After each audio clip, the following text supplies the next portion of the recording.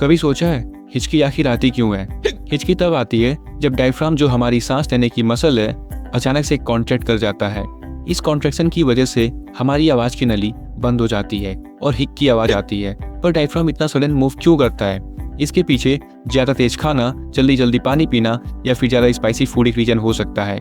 कई बार स्ट्रेस या एक्साइटमेंट भी हिचकी ला सकता है। पर क्या तुम्हें पता है हिचकी के कुछ अजीब ट्रीटमेंट्स भी हैं? कुछ लोग पानी पीने, सांस रोकने या किसी को सरप्राइज करने से हिचकी हटा देते हैं। अगर तुम्हें साइंटिफिकली प्रूवन बेस्ट सोल्यूशन चाहिए तो कमेंट करो हिचकी।